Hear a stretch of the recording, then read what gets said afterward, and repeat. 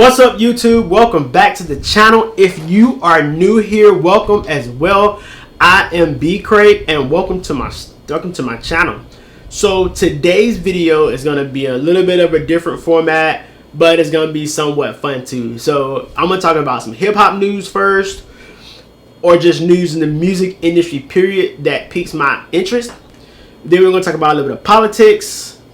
We're going to try to end it with some positive notes, and then that'll be it. So first things first, hip-hop news, right? So in the news today, I was reading that Meg Thee Stallion was shot in the foot by Tory Lanez. So I'm like, bruh, how did he shoot her in the foot?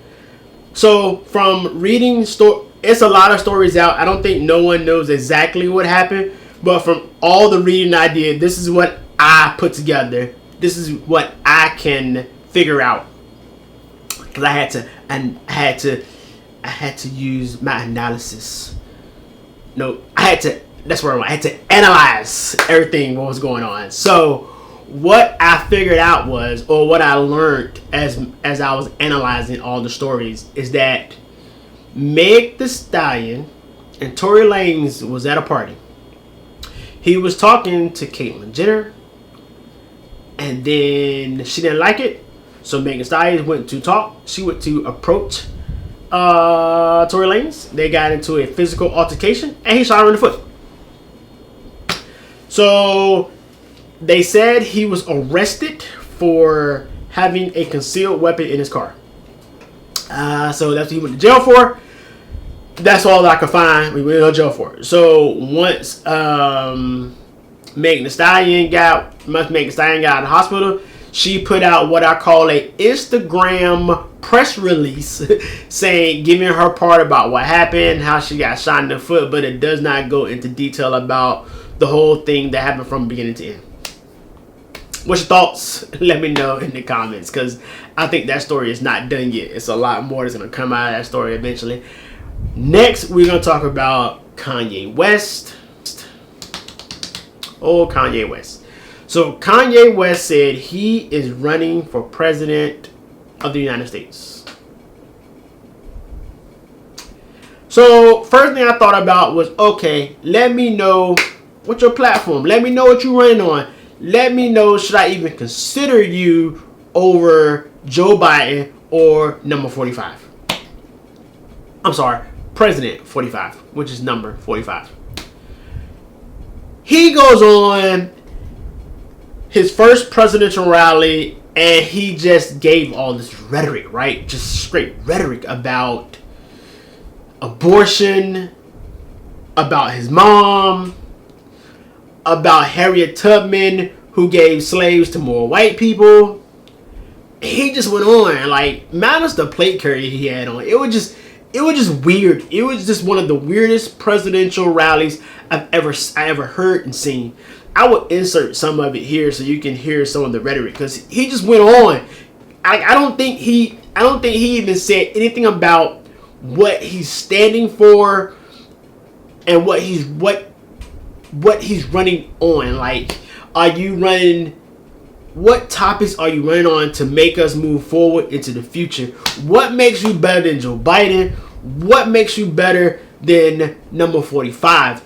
That's what I was looking for, and you wasn't giving it. So I'm like, bruh. Harriet Tubman. Well, Harriet Tubman never actually freed the slaves. She just had the slaves go work for other white people. Y'all, we leaving right now. 2 months and 3 months.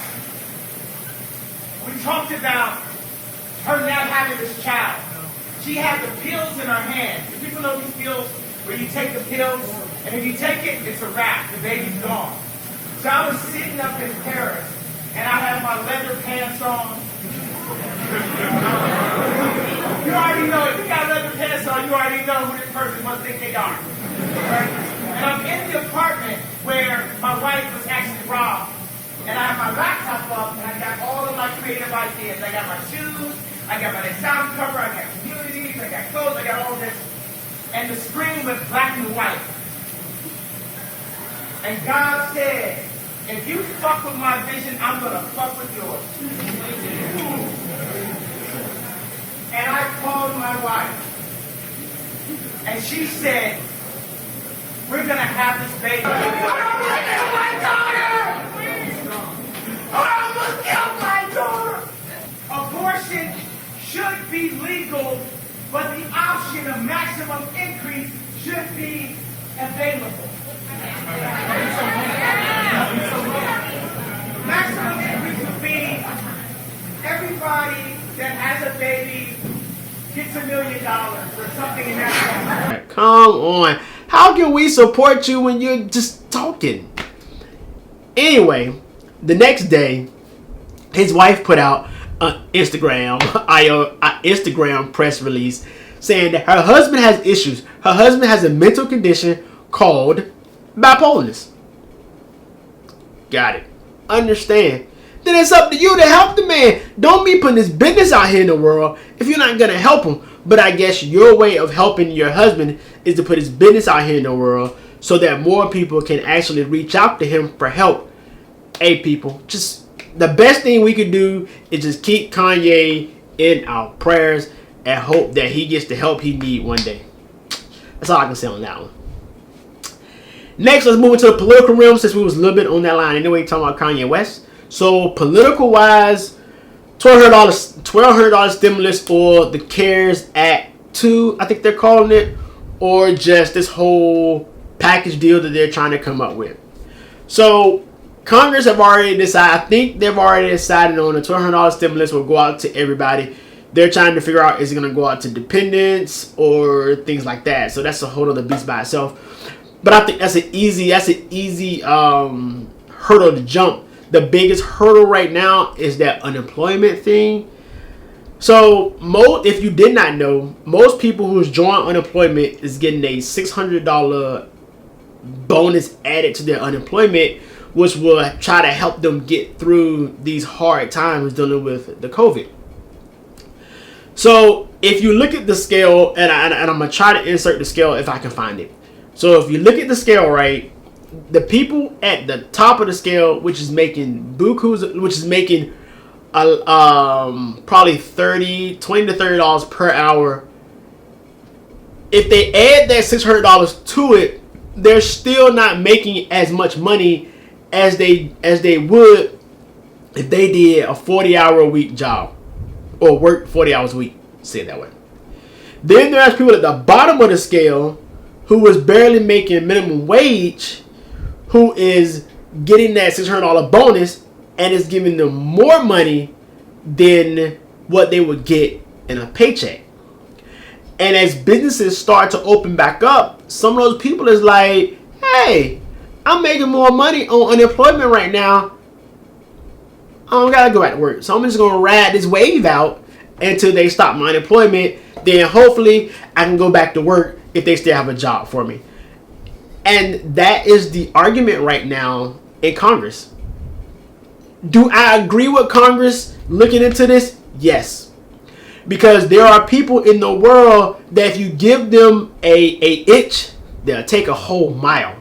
And that's why I pray for Congress to figure out a way to help the people at the top of the scale, so you don't take their $600 away, because in their mind, I know it's helping. But then how do we get the people at the bottom of the scale, get them back to work and off of unemployment? So that's the debate right there. Hopefully Congress cross the aisles can come up with something to help everybody. Just, we'll keep them in our prayers too. Lord knows that. Congress, man. That's a whole other video. Congress is a whole other video. We'll talk about that later on. But Congress, the people in Congress, yeah, that's a whole other video. Rest in peace to Senator Lewis. His body is in Washington right now, so rest in peace to him and his family. Lastly, just some positive things to lead to skate out of here on. So people, remember to think positive. What I do to keep my mind right during this whole COVID and everything going on in the world today is that I try to pick out something positive in my day that happened, and I try to use that as my positive push for the day. I call it, and what a lot of people call it, is I hunt the good stuff. If something, you cannot say nothing in your day happened that was good. Whether if someone said hey to you, or you had a good lunch, or you got a good phone call, you take that little positivity right there and you make that your biggest positive accomplishment of the day. That's what I call hunting the good stuff. If you have to, write it down so you can always refer back to it later on. Later on at the end of the day, you be like, man, I had a rough day, but oh man, oh, this happened. Okay, so my day was not that bad. At least I had something positive happen within my day. Always remember that negative thoughts lead to negative decisions that will affect you later on down the road. So every decision that you make when you're in that negative mind frame, may affect you later on down the road, probably months or days or sometime the next day. So every cause has an effect. Just always remember that, people. Lastly, hey, how your feelings about schools opening back up? Let me know in the comments. I feel like schools should not open back up, but let me know in the comments. With that being said, I am B Cray. Thank you for watching. Please make sure you like, comment, and subscribe, and click the bell so you'll know when I post another one. I should be posting another one this week as well. Please be safe out there. Wear your mask, social distancing, and I will see you on the next one. Thank you.